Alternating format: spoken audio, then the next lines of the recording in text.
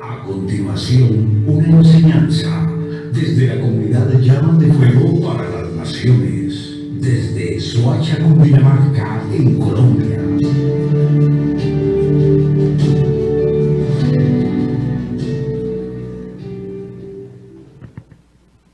Shabbat Shalom para todos. En esta tarde damos la bienvenida a todos aquellos que se conectan a través de la fanpage de Restaurando las Sendas Antiguas y el ROE Pablo Escalante. Bueno, hoy vamos a comenzar un nuevo tema. Vamos a empezar el estudio desde Génesis 9, verso 1 al 17. Y el tema es pacto de el Eterno con Noé. Y otro punto importante, instrucciones para vivir en un mundo nuevo. Instrucciones para vivir en un mundo nuevo. Entonces empezamos. Dice que los puntos para analizar a través de esta enseñanza, vamos a ver tres características de lo que trata este estudio del capítulo 9.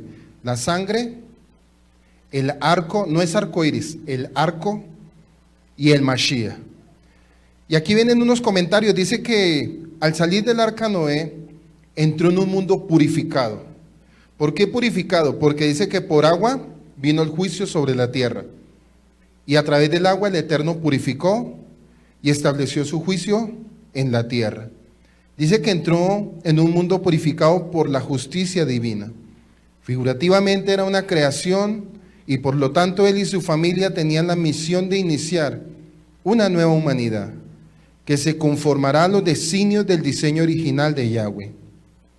Al concluir el diluvio, el proceso de juicio reveló cuál fue la intención del Eterno al actuar así sobre el planeta con la desaparición de los Nefilim, clones surgidos de la mezcla de ángeles y mujeres cainitas, y de los héroes anti-Mashiach. Se reafirmó el dominio original de los seres humanos sobre la tierra. Y vamos a analizar unos pensamientos a unas respuestas posibles a los temores de Noé y de sus hijos y a sus necesidades más inmediatas. Según Noé, al salir de la Tebá es el arca, y encontrarse con un mundo desolado, caótico, habría abrigado temores. ¿Por qué? El primer punto fue, una sociedad ha desaparecido por completo. Después del diluvio, una sociedad desapareció por completo. Quedó solamente él y su familia. El segundo punto es, en su alrededor hay más fieras que seres humanos. Acuérdense que en el arca él venía con animales, pero a medida del trayecto del tiempo los animales se iban multiplicando. A ellos sí en ese tiempo a ellos se les dio el mandamiento de no tener relaciones, mas los animales sí seguían multiplicándose dentro del arca. Otro punto, ¿cuál será la fuente de alimento para sobrevivir ante la desolación que ven sus ojos al salir del arca? Acuérdense que no había plantío, no había nada, todo era un caos. El temor a que ante dificultades y carencias de las necesidades materiales primarias, este pequeño grupo humano salvado del diluvio empiece a autodestruirse. Ese era otro temor de Noé, que la poca familia que se había salvado empezaran a autodestruirse entre ellos por causa de la maldad que había sucedido antes del diluvio. Del Noé anterior al diluvio no sabemos mucho. Solamente que era un sadik, un justo y un íntegro. Es decir, sus cualidades espirituales o de sus actitudes frente a la vida. Mientras que ahora lo vemos como el Ish Hadamá, el hombre que tiene que ocuparse de la tierra. O Baal Hadamá, que significa también dueño y señor de la tierra. Que para una persona que sobrevive a una catástrofe, podrá preservar sus actitudes anteriores al cataclismo. Podrá seguir siendo justo e íntegro, o decaen sus fuerzas espirituales. Ahí empezamos a analizar. Durante el tiempo lo enseñaba el Morey Jefferson hace 8 días, durante todo el tiempo que duró en el arca. Póngase usted a pensar por un momento, durante esa arca, ¿cuál fue el comportamiento? ¿Qué pensaban ellos? ¿Qué hacían ellos? ¿Cuál era el diario vivir dentro de un arca casi por un año completo? Venir de un mundo donde había tratado una sociedad llena de maldad, llena de pecado, y después salir y ver un caos completo y no ver nada. ¿Eso qué nos lleva a pensar? Los pensamientos de él, la actitud del alma. ¿Cómo empezaría él a actuar? La Escritura no lo dice, Pero algo que nosotros tenemos que aprender es a conocer la actitud del ser humano, del alma. Pónganse a pensar, cuando se baja del arca a un mundo caótico, no haber plantío, no haber nada, a la expectativa de que tenía que volverse a multiplicar nuevamente, ¿qué pensaría en su corazón hacia el Eterno? ¿Será que lo que el Eterno hizo fue justo o injusto? ¿Ahora qué va a suceder? ¿Qué va a seguir ahora? ¿Cómo van a salir mis hijos? ¿De qué vamos a vivir? Esos son puntos que uno empieza a analizar. Tal vez nosotros no lo vemos en esa magnitud porque no vivimos esa situación. Pero si pensamos y analizamos en ese momento todo lo que tuvo que suceder en ese momento con ese pueblo, eso nos lleva a pensar que él debió haber madurado espiritualmente mucho más el antes, el después que el antes. Un año entre un arca, dependiendo de la mano del Eterno, porque la pregunta es, ¿qué comían dentro del arca? Son muchos factores que no están escritos, pero es donde usted tiene que empezar a pensar. Y ahí es donde se nombra la palabra Hashem Elohim, lo sobrenatural y lo milagroso. Y eso también nos tiene que llevar a nosotros a pensar todos los días. Y así como el Eterno proveyó en esa arca la provisión, el alimento, para sobrevivir, para subsistir, así nosotros también tenemos que aprender a conocer ese Eterno de milagros. Porque a veces nos quedamos simplemente en el contexto de la historia y decimos, el Eterno ¿cómo hizo con ellos? Pero el Eterno también nos está diciendo a nosotros, lo que yo hice con ellos también lo puedo hacer con ustedes. Por eso cuando desciende Noé de esa Tebat, de esa arca, baja un hombre maduro espiritualmente. Para que usted empiece a entenderlo hoy. Maduro espiritualmente. ¿Por qué? Porque es imposible vivir sin desafíos. Y los desafíos se relacionan mucho con la vida de nosotros para madurar. Y Noé tenía que pasar por eso para madurar espiritualmente. Dice también que luego del diluvio, Noé y su familia y todos los animales que iban con ellos salieron del arca.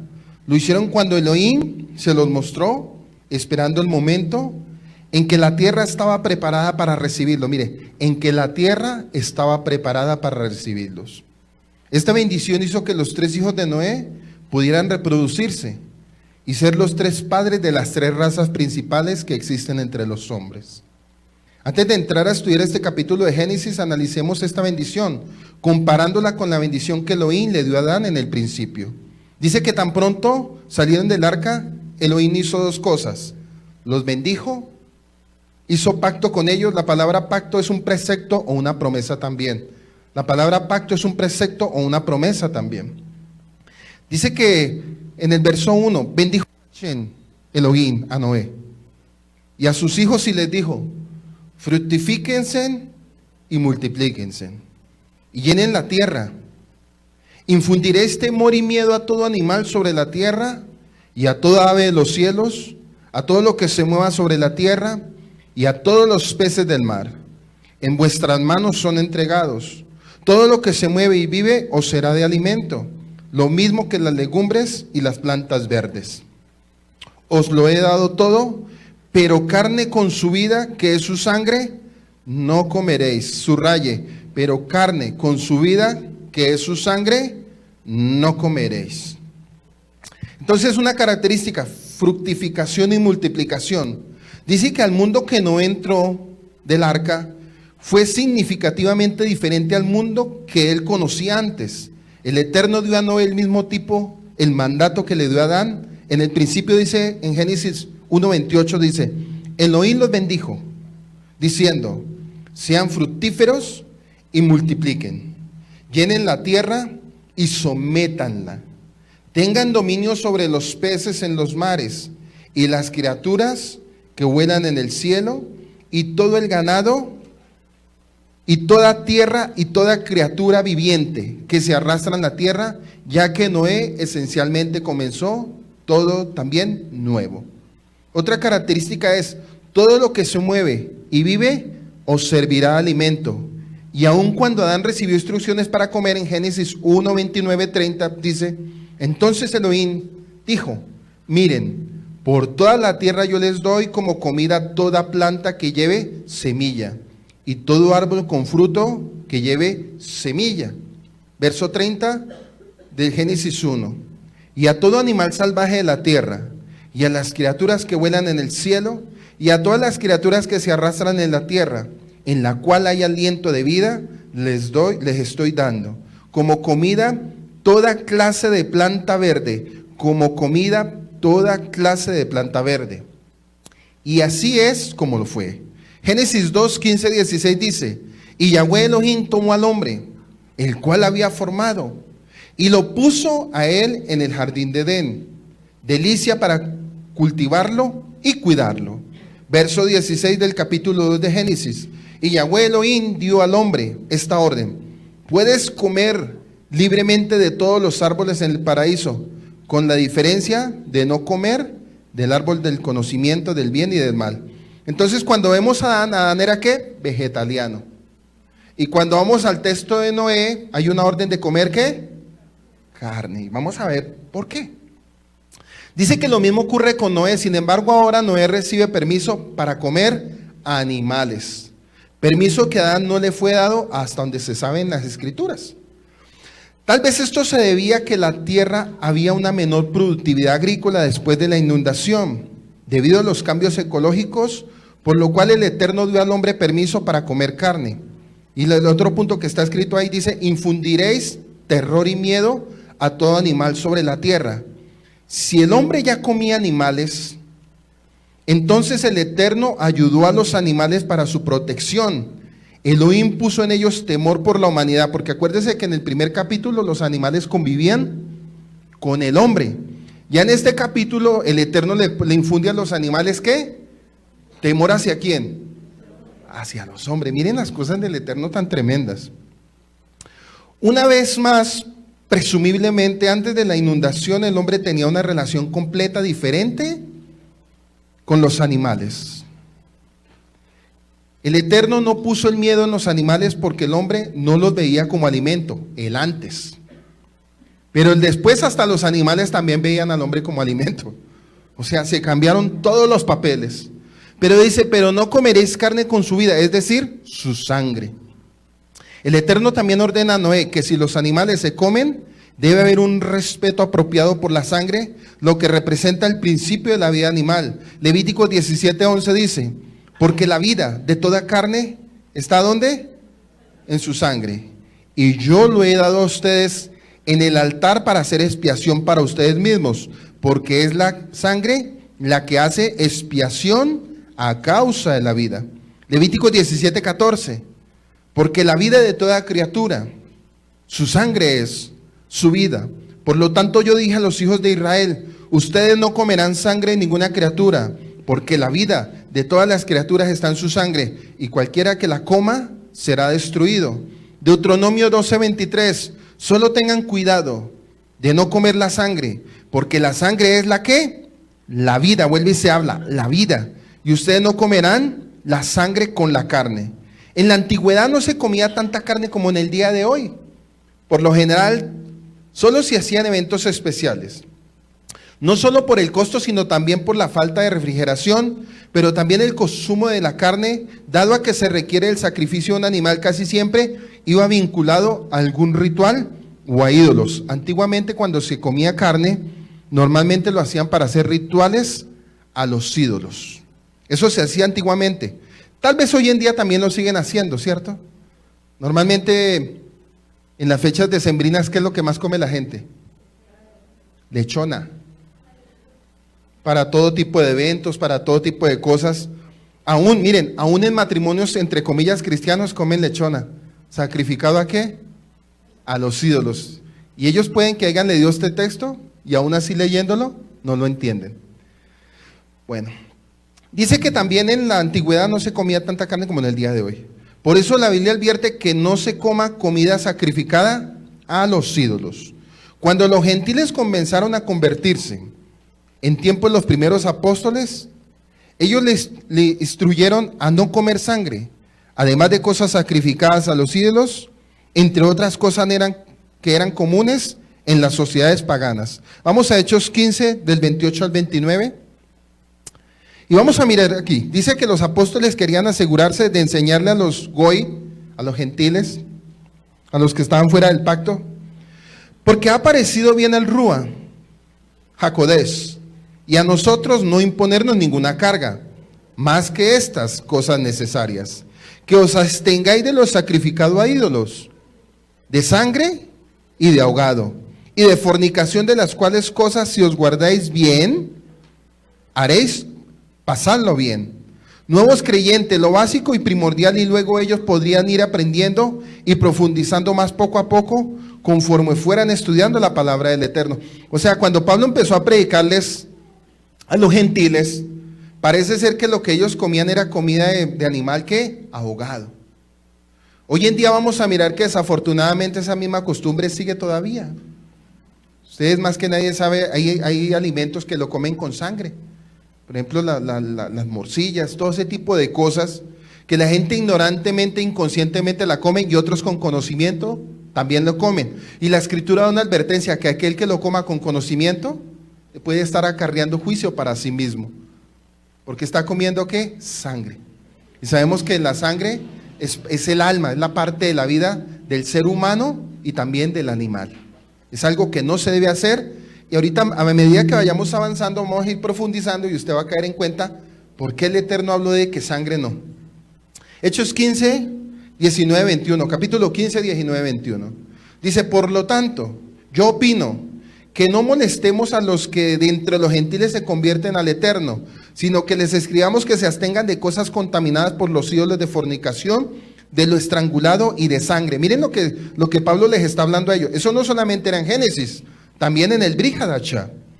Porque Moisés, desde generaciones antiguas, tiene en cada ciudad quienes lo prediquen, pues todos los días de reposo, o sea, todos los tiempos de Shabbat, de reposo, es leído en las sinagogas o en las quejilá. Relacionado con el mandamiento de no comer sangre está de él no derramar sangre, es decir, no asesinar. Ahora nos parece obvio, pero antes no lo era. Este mandamiento se hizo necesario luego del homicidio de Abel a manos de su hermano Caín. Génesis 4, del verso 8 al 12 dice, Caín le dijo a Abel su hermano, vamos a salir al campo, y sucedió que cuando ellos estaban en el campo, Caín se levantó contra su hermano y lo mató. Y Yahweh le dijo a Caín, ¿dónde está Abel tu hermano? Y él respondió, yo no sé, soy guardián yo de mi hermano. Yahweh entonces le dijo, ¿qué es lo que has hecho? La voz de las sangres, ¿se acuerda? Las sangres, porque él no había matado solo un hombre, había matado las generaciones de todas las familias. Y sabíamos que a través de Abel iba a venir ¿quién? El Mesías. Pero el Eterno lo reemplazó con Set. Dice que las sangres de tu hermano están gritando desde la tierra. Y ahora tú eres maldito desde la tierra, la cual ha abierto su boca para recibir la sangre de tu hermano de tus manos. Cuando coseches la tierra, ya no te dará su fuerza a ti, temblores y quejidos serás en la tierra. Y sigue aquí, y de muchos que le siguieron, cuando se va corrompiendo la sociedad, se va perdiendo el respeto a la vida. Cuando se va corrompiendo la sociedad, se va perdiendo el respeto a la vida. Usted hoy en día se da cuenta que la gente es tan violenta que ya dicen que hasta no ver sangre no descansan. ¿Hasta dónde ha llegado la violencia del ser humano? Dice que la importancia de las ideas de la sangre en la Biblia se muestra por la frecuencia con la palabra, se usa 424 veces. 424 veces se habla de la importancia de la sangre. Y 357 versículos separados en todas las escrituras. Y vamos a empezar a analizar unos puntos. Dice que la sangre era el signo de la misericordia de Israel en la primera Pascua. Ahí sale en la pantalla el videobin, Éxodo 12, 13, no los vamos a leer, pero sí vaya anotándolos. La sangre del pacto sellado del Eterno con Israel. La sangre del pacto sellado del Eterno con Israel. Éxodo 24, 8. La sangre santificada en el altar. Éxodo 29, 12. La sangre del lado a los sacerdotes. La sangre del lado a los sacerdotes. Éxodo 29, 20. La sangre hizo expiación por el pueblo del Eterno. Éxodo 30, 10. La sangre de sello, la nueva alianza a través de Yahshua HaMashiach. Mateo 26, 28. La sangre de Yahshua nos justifica. Romanos 5, 9. La sangre trae redención. Efesios 1, 7. La sangre trae paz con el Eterno. Colosenses 1:20. La sangre nos limpia de todo pecado y nos purifica. Hebreos 9:14 y Primera de Juan 1:7. La sangre da entrada al lugar Kadosh Kadoshim. Hebreos 10:19. Y la sangre nos ¿qué? Nos santifica. Hebreos 13:12. Y eso nos lleva a analizar un punto cuando Yahshua estaba hablando con los intérpretes de la ley. En Juan 6:54, ¿se acuerda cuando él les dice, el que come mi carne y bebe mi sangre tiene vida eterna? ¿Y qué fue lo que ellos contestaron?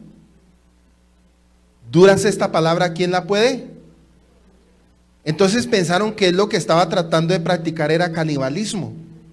Y por eso dice que muchos, por no comprender, volvieron atrás. Entonces cuando él decía que el que bebiera mi sangre, ya le estoy dando los puntos de qué espiritualmente nos está dando a entender con su sangre. Todos estos puntos que acabé de hablar, eso era lo que él decía. Yo soy el pacto de las nuevas cosas. A través de mi sangre yo voy a traer una alianza nueva con todo el pueblo. A través de mi sangre voy a quitar la muralla de separación. A través de mi sangre yo los voy a santificar. A través de la sangre yo voy a hacer que se amiste, o sea, que volviera nuevamente a tener relación el Eterno con su pueblo nuevamente. A través de la sangre dice que nos limpia de todo pecado. Pero lo más importante fue que a través de la sangre nos dio entrada al lugar santo, santísimo. Por eso el tomar la sangre era tan delicado por lo que iba a venir, por lo que iba a suceder. O sea, cuando él le dio esa orden a Noé de no beber sangre ni cosa estrangulada, no solamente estaba hablando en el sentido del alma, porque en la sangre está el alma, sino por lo que iba a suceder a futuro. ¿A qué? A estos puntos que acabé de darles para que analizaran. Génesis 9, 5, 7 dice, Dios da al hombre el derecho y la responsabilidad del castigo capital. Porque ciertamente demandaré la sangre en vuestras vidas. Estamos en Génesis 9. Porque ciertamente demandaré la sangre en vuestras vidas. De mano de todo animal la demandaré. Y de mano del hombre. A cada hombre demandaré la vida de su prójimo. Póngase usted a pensar hoy en día con tanto derramamiento de sangre. Desde los momentos en que empezaron las guerras, bueno, las violencias. Todo lo que cada día, todos los días miramos noticias. Todos los días se escucha que no, que le hicieron, que mataron, que guerras aquí, que guerras allá. Y para el Eterno la sangre es muy importante porque en la sangre está la vida del hombre. En la sangre está la vida del hombre. Por eso dice que a cada hombre demandaré la vida de su prójimo. El que derrame la sangre de un hombre por otro hombre, su sangre será derramada porque a imagen de Elohim es hecho el hombre. Aquí es Ben Adam. Mas vosotros fructificad y multiplicaos, y procread abundantemente en la tierra, y multiplíquese en ella. De mano de todo animal le demandaré. Debido a que habían pecado los hombres de la generación del diluvio, habían sido dejados como alimento a las fieras salvajes, y que estos los dominasen como se declara. El ser humano es dominado porque se han hecho semejante a las bestias. El ser humano es dominado porque se han hecho semejante a las bestias. Por esta razón es que este versículo fue necesario que la Torá advirtiera a las fieras que no mataran a los seres humanos. Aún dentro de este mandamiento que se está dando en Génesis, él está dando una orden a los animales para que no mataran a los hombres. Y a los hombres les estaba diciendo que comieran de los animales, pero que preservaran la vida de los animales también. Cosa que hoy en día, si usted se pone a mirar, no se ve. Hoy en día, así como pensándolo, si usted se da cuenta lo que hacen en el mar, la pesca de ballenas, los animales, los elefantes, por quitarle el marfil, bueno, todo ese tipo de cosas que los ecologistas, sí, se llaman ecologistas, los que están cuidando todos esos animalitos, que uno a veces dice, eso es tener mucho amor a los animales, pero sabemos que aún el Eterno utiliza a esa gente. Uno a veces dice, pero ellos puede que no hablen de Dios, pero Dios en ellos pone el sentir y el don para guardar de su creación, porque si no fuera por ellos, la tierra como estuviera en este momento. Dese cuenta esa gente que se enfrenta con esos barcos balleneros, arriesgan sus vidas, y todo por comer aleta o grasa de ballena, o bueno, lo que sea. Y son costumbres, y mire que tanto Satanás pone en el corazón del hombre, que lo que el Eterno dice que no se debe hacer, el hombre cada día lo hace mayormente, porque la naturaleza de nosotros constantemente es desobedecer. ¿Sí ve? El hombre constantemente le gusta estar desobedeciendo. Dice así que también por esta razón en este versículo fue necesario que la Torá advirtiera a las fieras que no mataran seres humanos de mano del varón su hermano. Es decir, que aquel que lo ama como un hermano pero que lo mata involuntariamente, ya estamos hablando de la vida hacia el hombre, de mano del varón su hermano, estamos en Génesis 9. Es decir, que de aquel que lo ama como un hermano pero que lo mata involuntariamente, yo reclamaré su castigo, si es que no se exilia y solicita el perdón por su falta. Pues también quien mata involuntariamente requiere expiación. ¿Se acuerdan las ciudades de refugio? Que decían que de pronto, vamos a poner un ejemplo, yo estaba jugando con mi amigo, ¿sí? Y sin querer queriendo yo le metí un pelotazo en la cabeza y lo maté. Estábamos jugando fútbol y preciso le pegué un pelotazo, pero no lo hice con intención de matarlo. Dice que involuntariamente también requiere ¿qué? Expiación. Y si no hay testigos que lo obliguen a exiliarse y él mismo no se somete a su castigo de alguna forma, el Eterno exigiría de él su sangre. La vida fue dada al hombre por Elohim. Los seres humanos fueron hechos a imagen y semejanza como creación singular de Elohim. Génesis 1:26 dice, entonces Elohim dijo, hagamos a la humanidad. No dice el hombre, la palabra exacta es humanidad. Hagamos a la humanidad, a nuestra imagen conforme a nuestra semejanza. Y reinen sobre los peces en el mar, las criaturas que vuelan en el cielo, los animales y sobre toda la tierra, y sobre toda criatura que se arrastra en la tierra. En el principio lo creó. Mire cómo en el principio, en Génesis 1:26, cómo los creó el Eterno. Espiritual, inmortal, porque como en el principio, ¿cómo creó el Eterno a Adán? Inmortal e inteligente. Pero también nos dice que en Génesis 9:6, cualquiera que derrame sangre humana por medio de su prójimo, ser humano, su propia sangre se derrama porque Elohim hizo al ser humano a su imagen. Entonces se cuenta qué tan delicado es cuando alguien le quita la vida a otro ser humano. Y si usted se da cuenta, hoy en día la gente ya no tiene piedad por nada.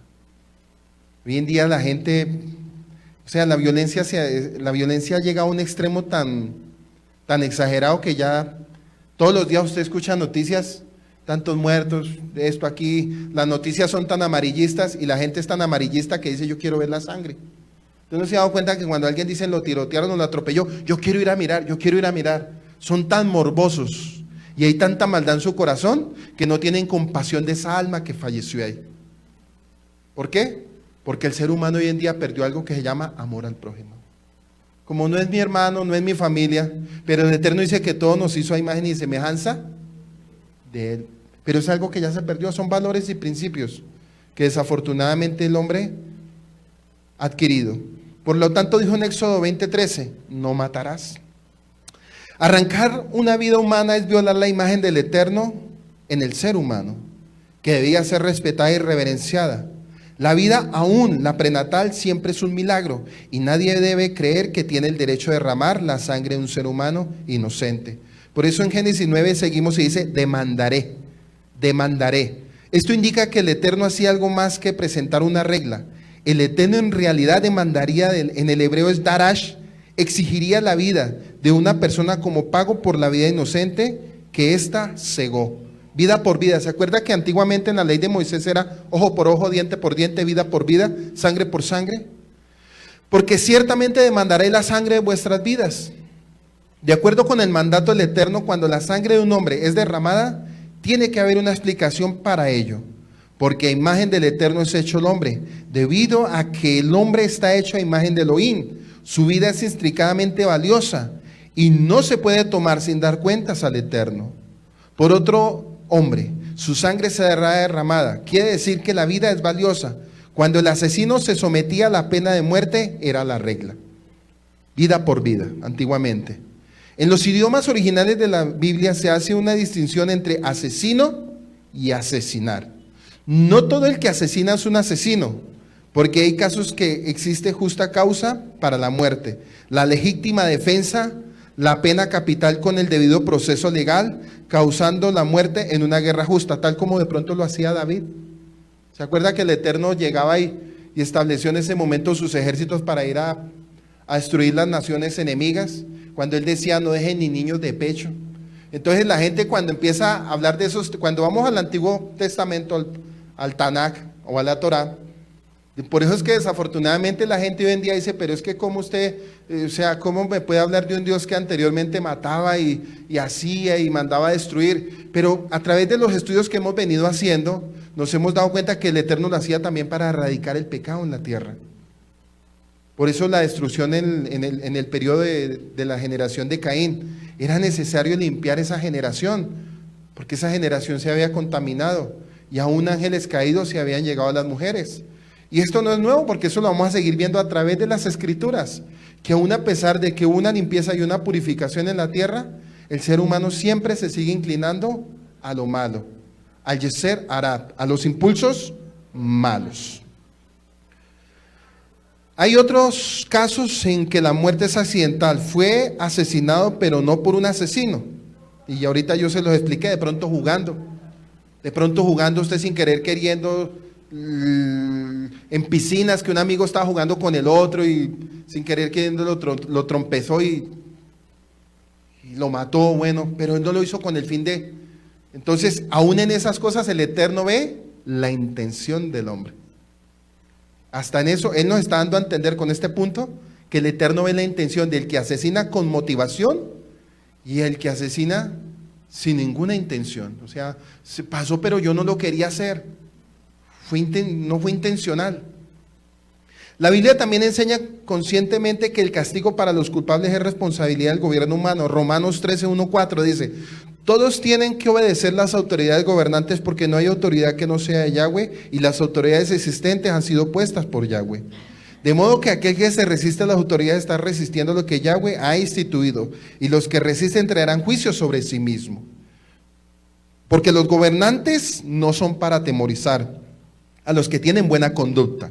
Los gobernantes no son para atemorizar a los que tienen buena conducta, sino para los que tienen mala conducta. ¿Quieres vivir sin miedo hacia la persona en autoridad? Entonces sencillamente haz lo bueno y tendrás su aprobación. Porque es un siervo de Yahweh y está allí para tu beneficio. Pero si haces lo malo, teme, porque no es por nada que Él tiene el poder de la espada, porque Él es el siervo de Yahweh y ahí está como vengador para castigar a los que hacen el mal. Ahí estamos hablando del Brit Harachá, Nuevo Testamento.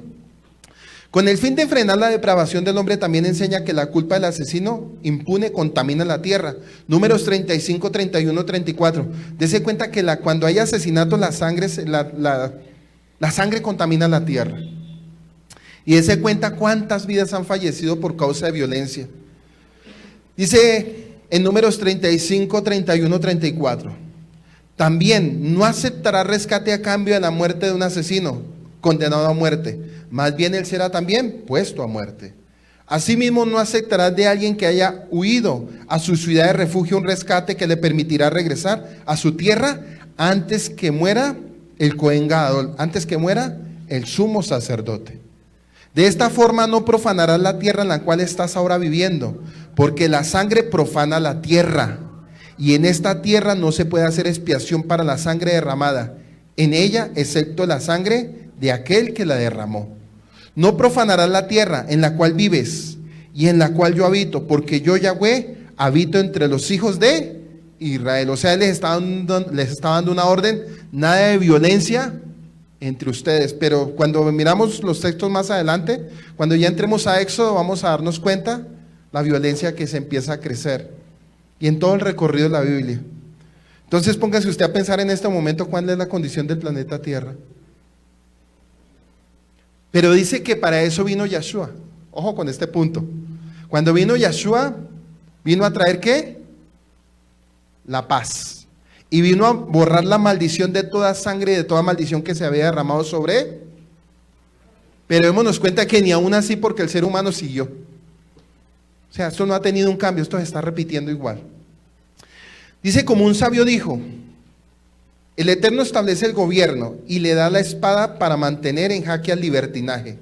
No sea que violencia y otros pecados procedan sin límite. ¿Qué nos quiso decir esto? Bueno, cuando hablamos de este puntico del libertinaje, estamos hablando de los siervos que Dios está levantando, como levantó después de que el pueblo de Israel salió de Egipto. Dice que Él empezó a establecer jueces. Se empezaron a establecer gobiernos y reglas y leyes para tener control en cuanto al pecado y el libertinaje en el pueblo de Israel. Si lo pasamos para nuestro tiempo, para la hora, es cuando Dios establece verdaderos hombres de Dios para darle jaque al libertinaje. ¿Sí? Para eso Dios nos establece como siervos, para darle jaque al que es pecador. O sea, dice que la espada es para el que anda en pecado. Pero si usted no anda en pecado ni en nada, pues ¿cómo tiene que estar su vida? Libre y sin ningún acto de temor ni nada. Porque si el Eterno no hubiera establecido siervos a nivel del mundo, ¿quién controla el pecado? Por eso Dios estableció también autoridades. Y dice que las autoridades son puestas por Él. ¿Para qué? Para hacerle un alto al libertinaje. No sea que la violencia y otros pecados procedan sin límites. O sea, una persona, voy a ponerle un ejemplo, alguien que no busca al Eterno. Su continua condición, ¿cuál es? Violencia. Si aún hay gente dentro de las comunidades que es violenta, hay gente que viene a las comunidades y van a la calle y les dicen feo y ya se agarran. Entonces, ahí es donde el Eterno le está diciendo a usted y a cada uno de nosotros que nos guardemos de nuestro corazón. Sigo en el capítulo 9. De mano de todo animal la demandaré. Para ver la fuerza de la orden del Eterno incluso requiere un ajuste de cuentas. Por la vida del hombre, cualquier bestia, el Eterno no tolera la matanza ilegal de cualquier tipo. Mas vosotros fructificaos y multiplicaos. Este punto se repite. Acuérdese que cuando Dios quiere repetir algo, o cuando un texto se repite más de una vez, es porque Él nos está hablando algo importante en ese punto. Dice que en este punto se repite debido a que necesitaba atención. La tierra necesariamente necesita repoblarse nuevamente. Génesis 9, 8 a 11.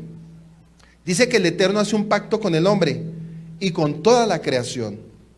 También dijo el Eterno a Noé y a sus hijos: yo establezco mi pacto con vosotros y con vuestros descendientes después de vosotros, con todo ser viviente que está con vosotros, aves, animales y toda bestia de la tierra que está con vosotros. Desde todos los que salieron del arca hasta todos los animales de la tierra estableceré mi promesa, mi precepto, mi pacto con vosotros. Y no volveré a exterminar, oiga pues, y no volveré a exterminar a todos los seres vivos con agua del diluvio, ni habrá más diluvio para destruir la tierra. Entonces aquí miramos un punto: yo establezco mi pacto, mi precepto. Este pacto fue debido al diluvio. Noé estaba angustiado ante la perspectiva de procrear de nuevo, y no quiso hacerlo sino hasta que Elohim le prometió que no volvería a destruir el mundo. Y en efecto Elohim así lo hizo. Finalmente le dijo: yo concuerdo contigo en dar validez y fuerza al pacto que te he prometido, y te daré una cefial de sello, el arco. La palabra no es arcoíris, y ahorita le voy a decir por qué. El arco, hecho con la humanidad, tú, tu descendencia después de ti, incluso con los animales, todo ser viviente que está con nosotros. El Eterno prometió que nunca más volvería a destruirnos a todos con una inundación o cubrir la tierra con diluvio. Ni habrá más diluvio para destruir la tierra. Entonces el Eterno dice: Dios no creyó que Él hizo algo mal o demasiado duro en la inundación. Él hizo la promesa porque hizo cosas en el mundo después de la inundación, para garantizar que las exactas condiciones del mal del mundo anterior al diluvio nunca fueran exactamente duplicadas. Estas cosas incluyen el encarcelamiento de los ángeles que pecaron con las mujeres humanas. ¿Se acuerda que hicimos el estudio de Judas 6? Para los que de pronto ese día estuvieron. Judas 6. Acortando la duración de la vida del hombre. Pero también a través de este estudio de Judas 6 también nos lleva a pensar, ojo, aquí no todos los ángeles fueron encarcelados, no todos los ángeles caídos fueron encarcelados, porque en textos futuros vamos a ver que siguieron haciendo cositas. Dice: sin embargo, cuando las cosas vuelven a ser similares a los días de Noé, Mateo 24:37 dice: porque la venida del Ben-Adán será como los días de Noé. Y en 2 de Pedro 3:1 al 7 dice que el Eterno va a destruir la tierra pero por el fuego, no por las inundaciones. Segunda de Pedro 3, 1 al 7 dice que el día del Señor vendrá. Queridos amigos, ahora les estoy escribiendo. Esta es la segunda carta. Y en ambas cartas estoy tratando de despertaros a un pensamiento sano, por medio de recordarles, para que mantengan en mente las predicciones de los profetas santos y el mandamiento dado por el Adón y Salvador por medio de sus emisarios. Pero primero entiendan esto: durante los últimos días vendrán burladores siguiendo sus propios deseos y preguntando: ¿dónde está su prometido o su prometida? Porque nuestros padres murieron y todo sigue igual, tal como al principio de la creación. Pero queriendo tanto estar correctos en esto, pasan por alto el hecho de que fue por la palabra de Yahweh. Hace mucho tiempo fueron los cielos y fue la tierra que subió de las aguas y existió entre las aguas. Y por medio de estas cosas el mundo de aquellos tiempos fue inundado con agua y destruido. Es por esta misma palabra que el cielo y la tierra del presente, habiendo sido preservados, están siendo guardados para el fuego hasta el día del juicio, cuando los malvados sean ¿qué? Destruidos. Cuando dice el fuego dice juicios. Hasta aquí hemos hablado de preservar la vida y la sangre. O sea, hasta aquí estamos hablando de que el Eterno quería preservar ¿qué? La vida y la sangre. Fue la primera instrucción que él le habló a Noé. De todo animal pueden comer, menos de su sangre. A los animales también les dio la orden de no atacar a los seres humanos. O sea, el Eterno, la primera regla que estableció fue preservar la vida de los seres humanos. ¿Se está viendo hoy en día? No. Por eso, como no se está viendo, aquí se apunta este versículo 7. Es por esta misma palabra que el cielo y la tierra del presente, habiendo sido preservados, están siendo guardados para el fuego, para el día del juicio. O sea, el juicio que viene ahora es por fuego. Bueno. Génesis 9, 12, 17 dice: el signo de la alianza del Eterno. El signo de la alianza del Eterno.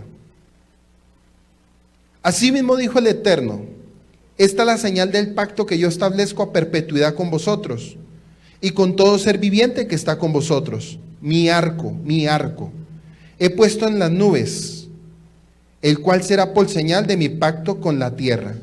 Y sucederá que cuando haga venir nubes sobre la tierra, se dejará ver mi arco en las nubes. Y entonces me acordaré de mi precepto y mi pacto que hice ¿con quién? Con Noé. Y todo ser viviente de toda especie, y no habrá más diluvio de aguas para destruir todo ser vivo. Estará el arco en las nubes. Lo veré y me acordaré del pacto perpetuo entre el Eterno y todo ser viviente con todo lo que tiene vida sobre la tierra. Dijo pues el Eterno a Noé: esta es la señal del pacto que he establecido entre mí y todo lo que tiene vida sobre la tierra.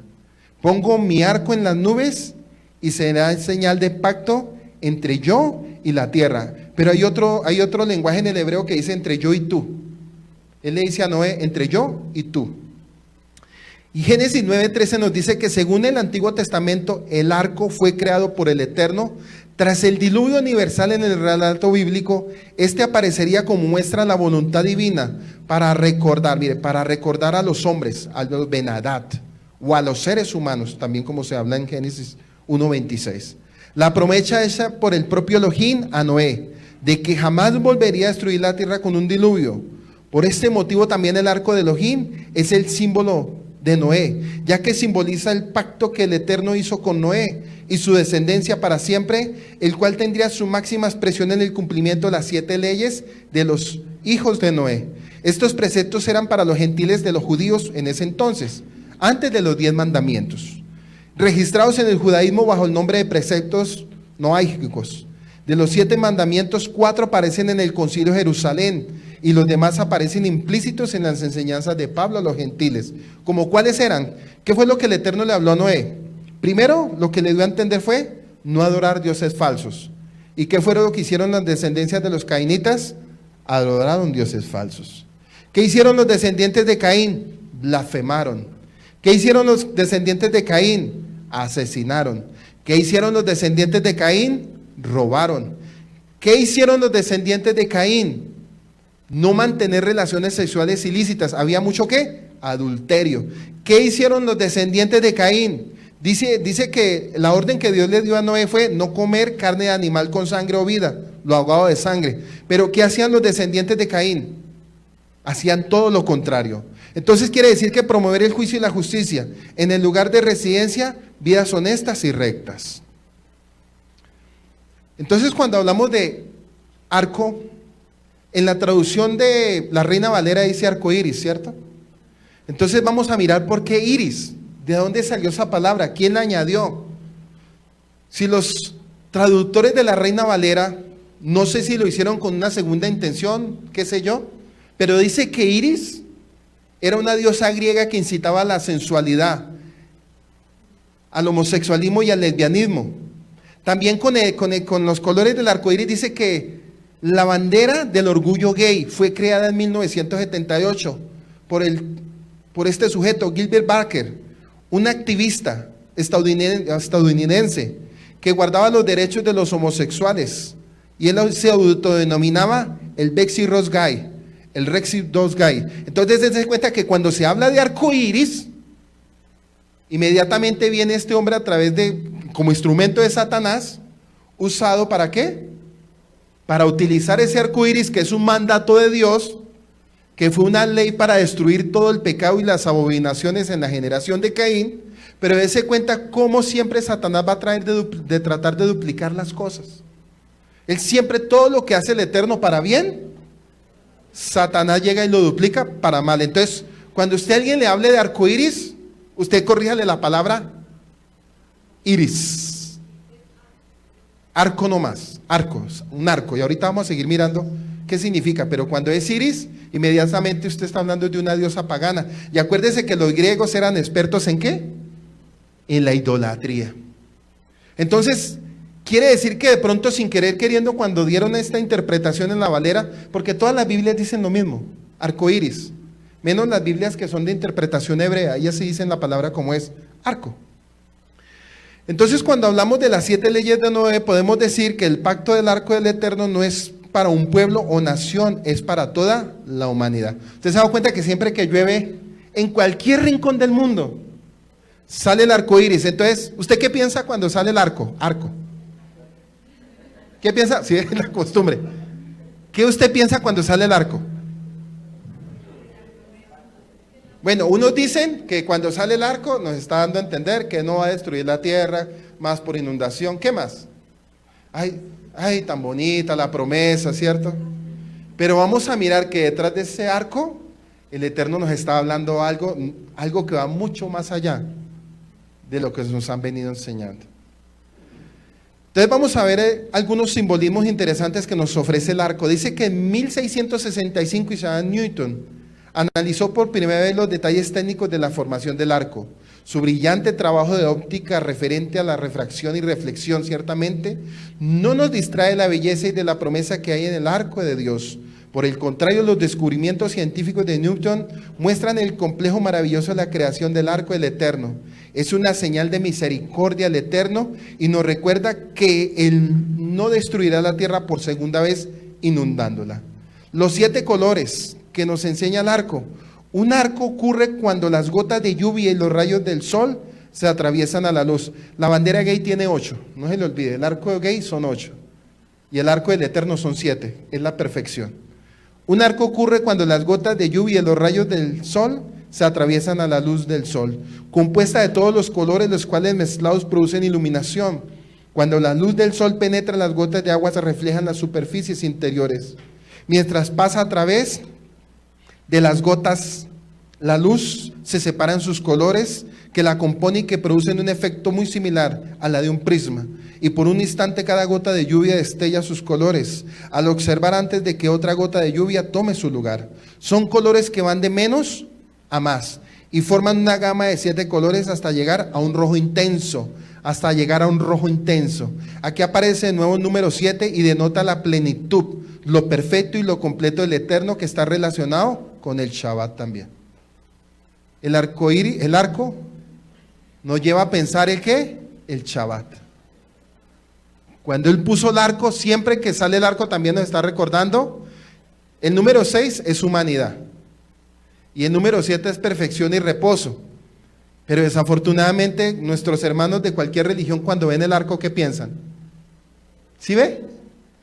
¿Y qué nos está hablando él con el arco? Shabbat. Recuerden que hay que guardar Shabbat. Por eso cada que llueve el arco sale en cualquier lugar del mundo, porque el Shabbat se tiene que guardar en todo el mundo. ¿Sí lo sabía o no lo sabía? Bueno. Y aunque la mayoría de religiosos no saben si bien o en profundidad lo que significa la idea de que cada 7 días es Shabbat, o sea que una vez por semana el hombre debe superar la dependencia con respecto al mundo físico. El Shabbat crea un espacio, mire, el Shabbat crea un espacio fuera del tiempo para que el alma se manifieste y el hombre aprenda a liberarse del yugo del materialismo. No es eliminar lo material, sino que pretende refinarlo poniéndolo al servicio de lo espiritual en pos del beneficio colectivo. Vivimos en torno al número 6, 60 segundos, minutos, 6 días, 12 meses, y establece un círculo en el cual nos movemos y puede resultar rutinario. Y Salomón lo habla en el capítulo 1, del 3 al 9, mire lo que dice Salomón. ¿Qué provecho recibe el hombre de todo trabajo? Eclesiastés 1, verso 3 al 9. Dice Salomón, ¿qué provecho recibe el hombre de todo el trabajo con que se afana bajo el sol? Una generación va y otra generación viene, mas la tierra permanece para siempre. El sol sale, el sol se pone a su lugar, se apresura y de allí vuelve a salir soplando hacia el sur y girando hacia el norte. Girando y girando va el viento y sobre sus giros el viento regresa. Todos los ríos van hacia el sur y el mar no se llena. Al lugar donde los ríos fluyen, allí vuelven a fluir. Todas las cosas son fatigosas, el hombre no puede expresarlas, no se sacia el ojo de ver, ni se cansa el oído de oír. Lo que fue, eso será, y lo que se hizo, eso se hará. No hay nada nuevo debajo del cielo. Como los colores, hay 7 pactos principales que van subiendo en intensidad hasta llegar al último pacto en el Mashiach, el Cordero del Eterno inmolado y su sangre, el color rojo, redime a la humanidad perdida y desahuciada por el pecado. Por eso al final del arco iris terminan en aguantar. Dice la escritura que 120 años se demoró haciendo el arca. No sé usted cuántas veces o cuántos años usted puede aguantar en un momento de soledad. ¿Usted está preparado para la soledad como él lo hizo en un momento en esa arca? Estar pendiente de los asuntos del Eterno, porque en esos momentos de soledad es cuando usted tiene que ocuparse del Eterno y no preocuparse por sus caprichos ni sus problemas. Mire todo lo que nos enseña este capítulo, pero a veces pasamos las cosas por alto. Siempre cuando leemos, pasamos las cosas por alto. ¿Sabe por qué? Porque siempre vamos a estar preocupados por el yo y no por lo que el Eterno nos quiere hablar a través de sus escrituras. ¿Sí es lo que nos enseñó con el arco? ¿Sigue con lo que nos enseñó con los 42 grados?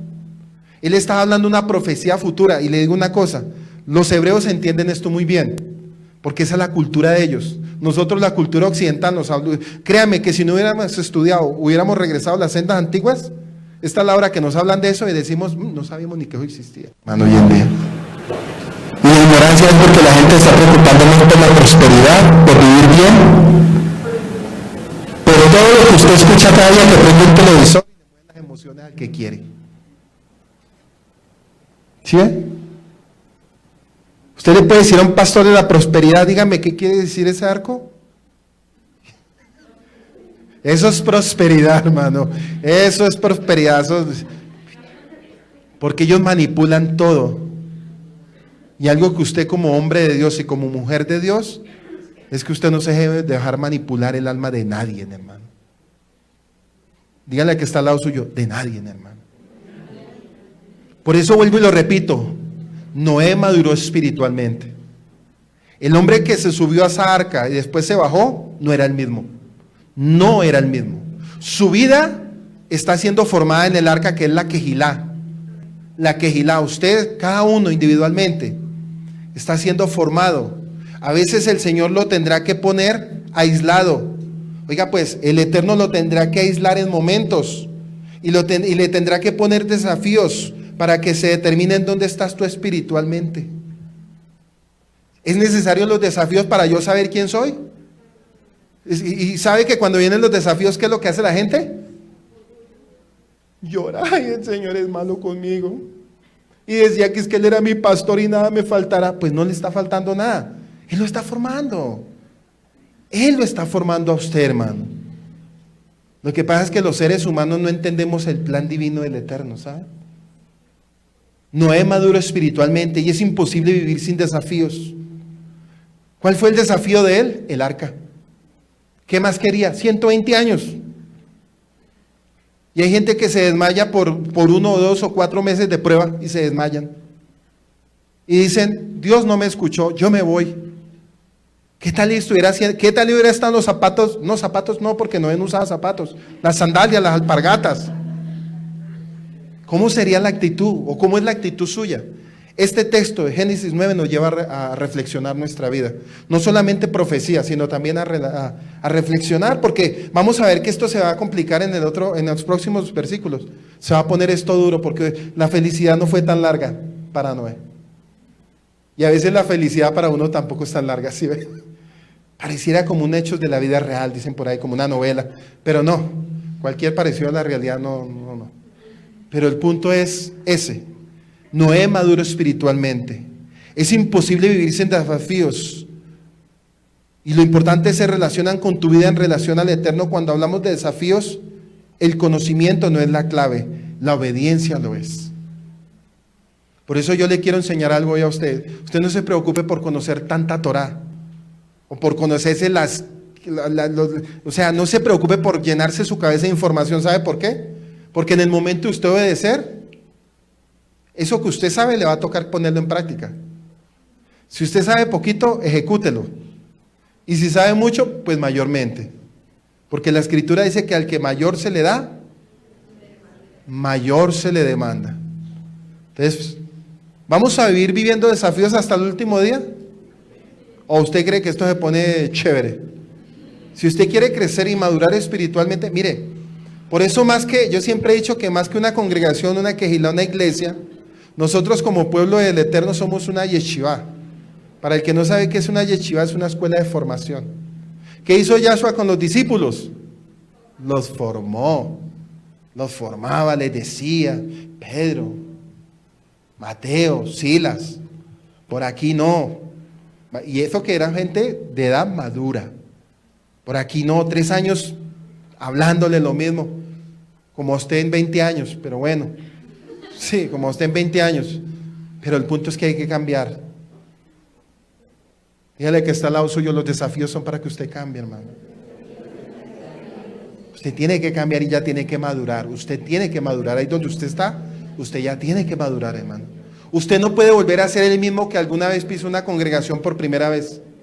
Por eso el Noé que subía al arca, cuando bajó no era el mismo. Y usted cuando entra a una comunidad, años después, no puede venir hablando las mismas tonterías que hablaba recién convertido. Recién convertido uno le aguanta todas las lágrimas que usted quiera. Usted puede chillar y lo ayudamos aquí con el papel higiénico para que llore.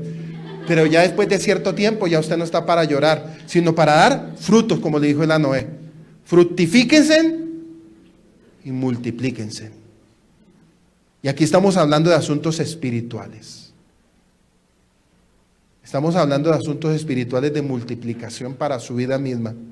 Si usted no está dando frutos en su vida, preocúpese y analícelo por un momento, qué es lo que está sucediendo en su vida. Porque por eso seremos juzgados. Por eso Yahshua dijo, por los frutos los conoceréis. Y todo árbol bueno da, y todo árbol malo será. ¿Sí es que ustedes se saben los textos bien? Se lo saben de memoria. Entonces, como se lo saben de memoria, hay que obedecer. Vamos a darle gracias a Abacados en esta tarde. Y antes de orar, damos un saludo a todos aquellos que están a través de este video, de la fanpage. Los bendecimos y que el Eterno sea respondiendo en este tiempo. Que esta palabra que el Eterno habló hoy a través de este siervo se haga viva en tu vida. Y que ahí donde tú estás a través de este video también tú inclines tu rostro, que tú dispongas tu corazón y que esta palabra dé fruto a tu vida.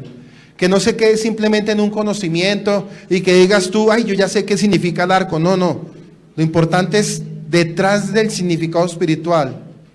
¿Qué nos quiere hablar el Eterno para su pueblo?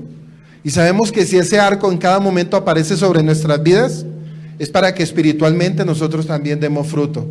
Porque cada vez que tú veas el arco iris te vas a acordar y el Eterno te va a decir, fructifica y da fruto.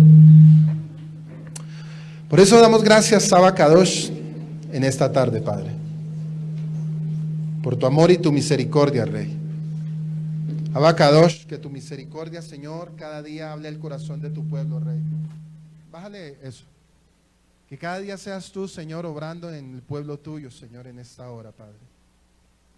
Te pido, Señor, que nos dé la fortaleza, papá, para poder cada día avanzar, Señor. Tú hoy revelaste a través de tu palabra, Señor, las promesas, los preceptos, que no solamente tenías con Noé, sino con la humanidad, Rey.